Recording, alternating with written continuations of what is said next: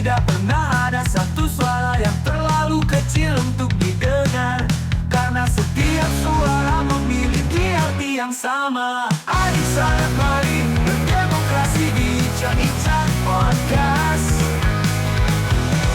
Adik sanak mari berdemokrasi di Bincang-Bincang Podcast. Assalamualaikum warahmatullahi wabarakatuh. Kembali lagi di podcast KPU Kota Bengkulu, ruang bincang tempat kita mengulik berbagai sisi dunia kepemiluan, tentu saja dari narasumber-narasumber berkompeten dan berpengalaman di bidangnya. Episode kali ini, episode 17, spesial banget karena kita akan bahas tentang manifestasi demokrasi, tentang hak pilih ASN dalam pemilu. Tentu saja aku nggak bahas ini sendirian, sudah ada bintang tamu spesial, Linda Rahmawati. Halo Linda. Hai. Linda ini merupakan mahasiswa semester 7, aktif sebagai penulis jurnal, aktivis juga. Terus Linda juga beberapa kali mengikuti lomba debat. Boleh Lin diceritakan sedikit latar belakang kamu atau mungkin keseharian kamu ngapain aja? Oke. Halo, perkenalkan nama aku Linda Rahmawati. Sebelumnya aku mau mengucapkan terima kasih telah memberikan kesempatan untuk hadir di podcast KPU pada sore hari ini. Kegiatan aku sehari-hari sekarang adalah aku aktif sebagai mahasiswa semester 7 dan kebetulan konsentrasi yang aku ambil adalah HTN HAN. Selain itu, aku juga aktif sebagai profesional tutor di salah satu bimbel di Kota Bengkulu untuk mengajar mata pelajaran TWK, wawasan kebangsaan, dan matematika khususnya. Selain itu, aku juga masih aktif ikut organisasi dan aktif berbagai lomba, khususnya lomba debat dan lomba penulisan. Mungkin itu aja sih keseharian aku. Oke, luar biasa sekali ya. Tapi ngomong-ngomong aku tertarik banget nih. Kamu kan anak muda ya. Biasanya anak muda ini tertariknya sama tren-tren TikTok, sama tren-tren sosial media. Apa sih yang melatar belakangi atau yang memotivasi kamu? Kok bisa sih kamu tertarik sama pemilu, sama demokrasi, sama politik? Apa yang memotivasi kamu? Aku yakin bahwa arah bangsa ke depannya ditentukan dari pemilihan umum. Semakin berkualitas pemilihan dan demokrasi di Indonesia, maka semakin terarah bangsa dan kehidupan ke depannya. Khususnya untuk anak muda seperti aku sendiri, dan di mana masa depanku tergantung dengan pemimpin pada saat ini, dan tergantung pada bagaimana sikap kita dalam menghadapi demokrasi dan pemilu khususnya. Luar biasa, sampai kamu bikin buku ya, salah satu penulis buku HTN yang baru saja rilis ya, Lin ya.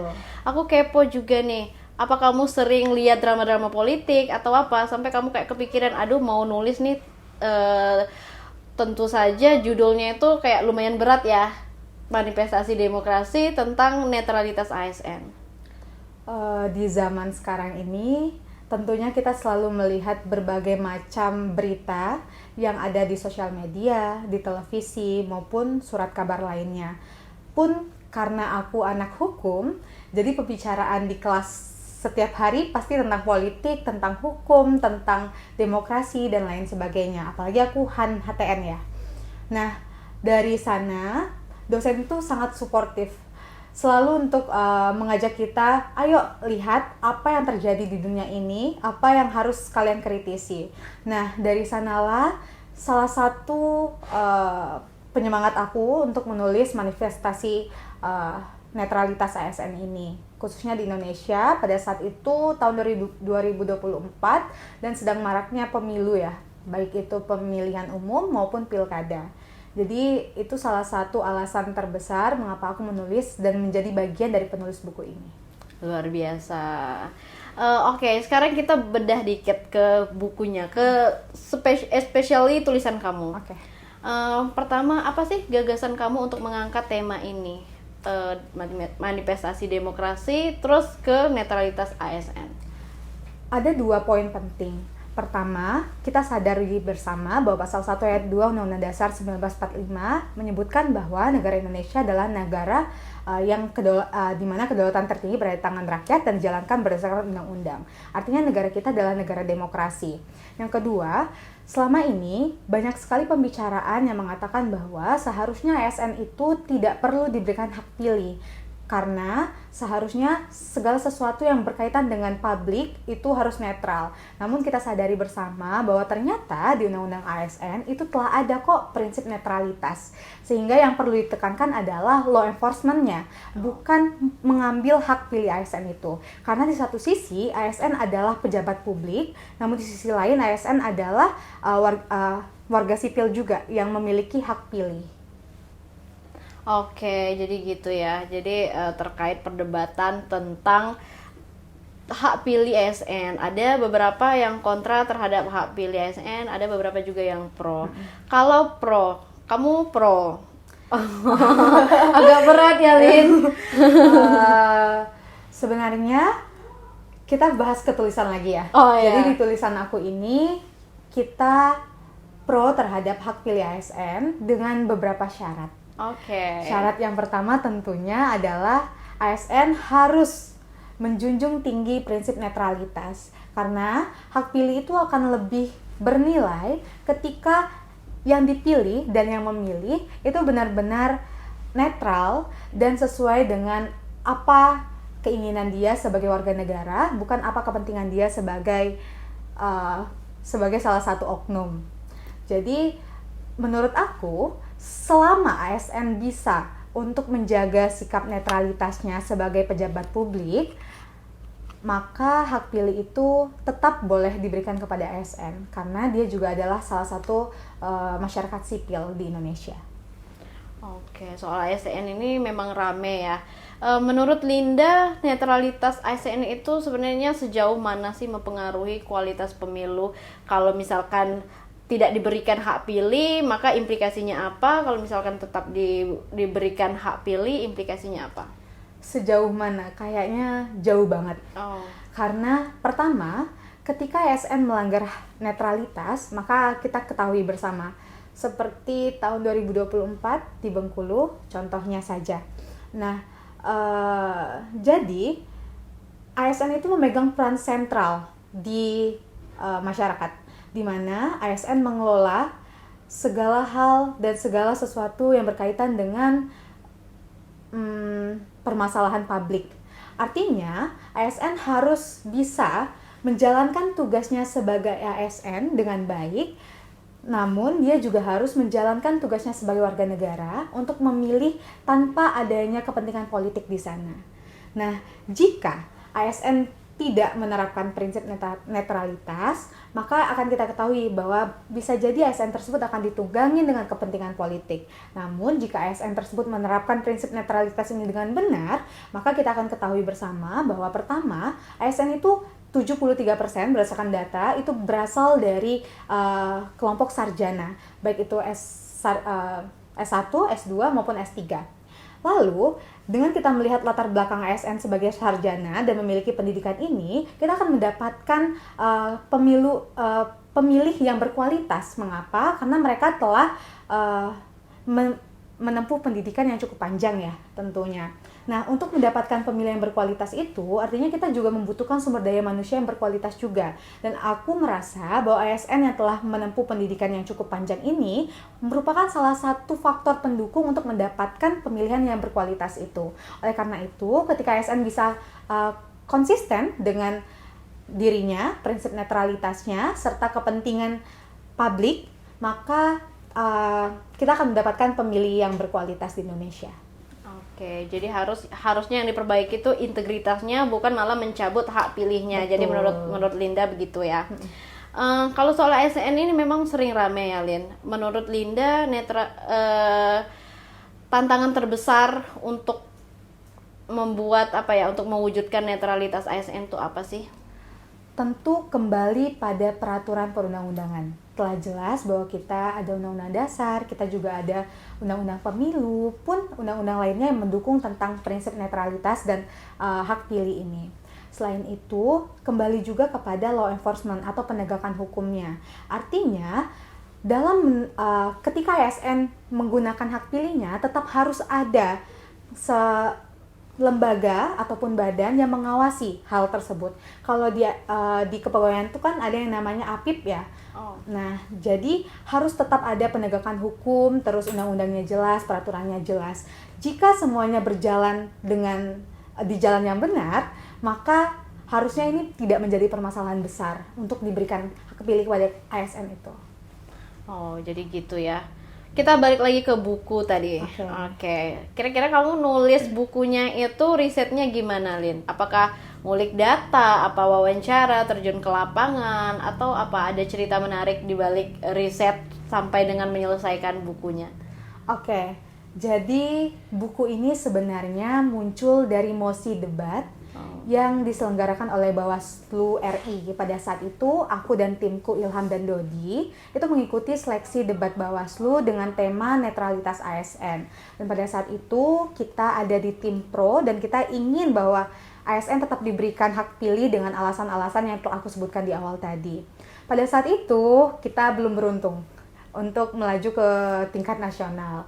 Karena kita belum beruntung, aku berpikir bahwa, sebenarnya tema ini sangat menarik dan sangat relevan untuk dibahas. Oleh karena itu sayang sekali jika tulisan ini hanya menjadi suatu hal yang gagal. Aku ingin menjadikan ini suatu pedoman bagi masyarakat untuk melihat bahwa demokrasi itu sepenting itu. Oleh karena itu, aku lanjut riset tentang hak pilih ASN ini. Kebetulan pada saat itu Universitas Bengkulu mengadakan call for paper yang dimana gesternya itu adalah Prof. Mahfud. Karena aku sangat ngefans sama beliau, akhirnya aku memutuskan diri untuk ikut call for paper tersebut. Dan alhamdulillah tulisan aku terpilih untuk dibukukan di buku Dinamika Hukum Indonesia ini. Luar biasa sekali ya. Kira-kira nih, waktu nulisnya, tantangannya apa, Lin? Tantangan terberat adalah konsisten. Karena untuk Gen Z itu susah sekali ya konsisten.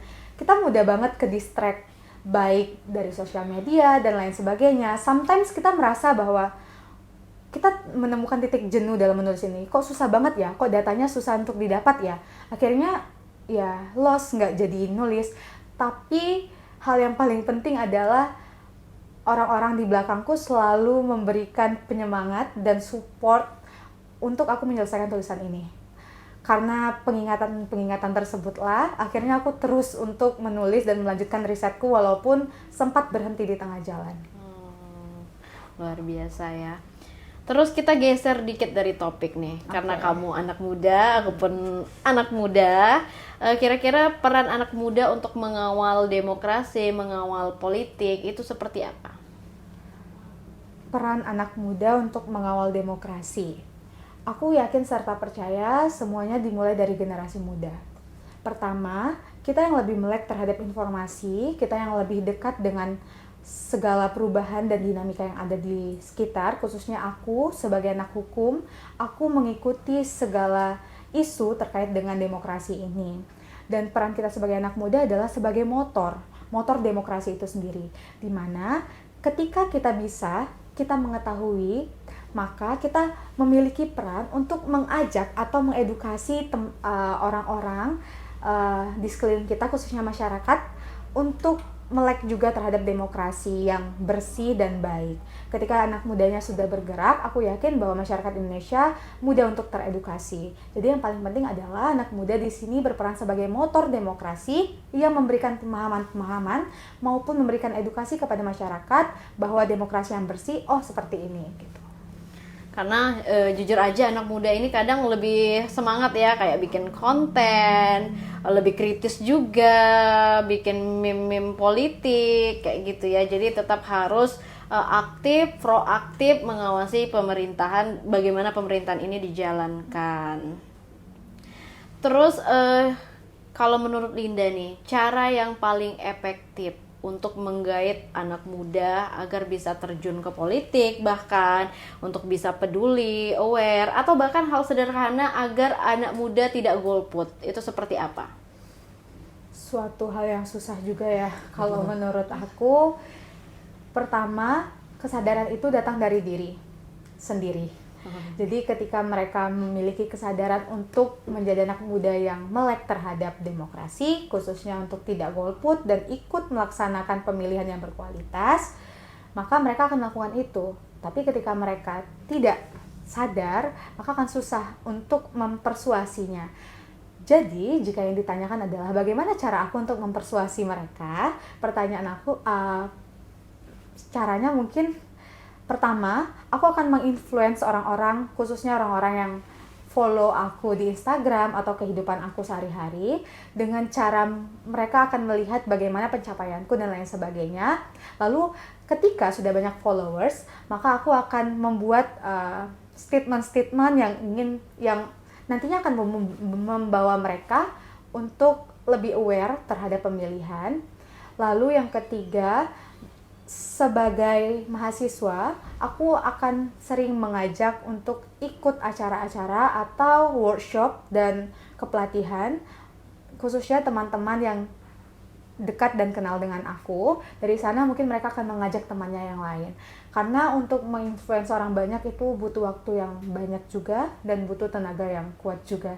Aku rasa hal yang paling penting adalah mengajak orang-orang terdekat kita terlebih dahulu. Oke, seru banget ya obrolan kita sore hari ini. Dari tadi kayak berasa lagi nongkrong gitu ya. Sebelum kita tutup nih, terakhir aku mau tanya, apa pesan-pesan kamu untuk masyarakat, terutama anak muda, agar mereka tetap peduli sama demokrasi dan politik Indonesia?